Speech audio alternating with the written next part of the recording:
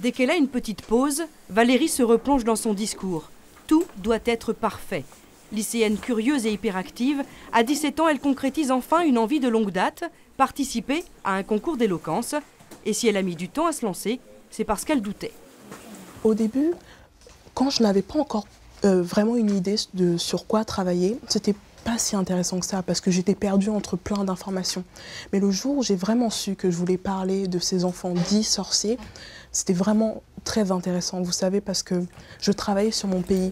Et même si ça fait 12 ans que j'habite en France, j'ai envie, voilà, de peut-être un jour être une actrice qui pourra, pourquoi pas, défendre le droit des enfants au Togo. Vous êtes en colère! Nos enfants ne sont pas des sorciers. Est-ce que ça n'irait pas mieux avec... Non! Nos enfants ne sont pas des sorciers!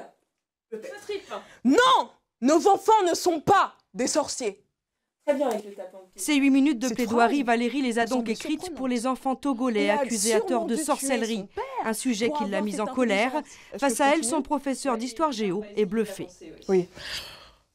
Ça fait plaisir en fait des élèves comme ça qui sont intéressés, qui sont motivés, qui vont donner tous leurs moyens pour faire avancer les choses et tout ça, donc c'est très gratifiant. On arrête, on va reprendre. 1 heure de coaching plus tard, colère mais aussi ironie, tristesse ou espoir, Valérie a enfin trouvé le ton pour exprimer ses émotions.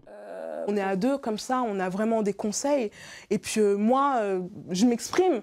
Et ça fait vraiment du bien, ça fait du bien de pouvoir parler et de pouvoir exprimer tout ça. Parce que c'est un thème lourd, c'est un thème qui remplit le cœur et apprendre à déverser ça de manière positive. Au-delà d'un discours, Valérie cherche surtout à faire passer un message et sensibiliser ses auditeurs. Elle décrochera peut-être demain une place en finale. De nombreux enfants.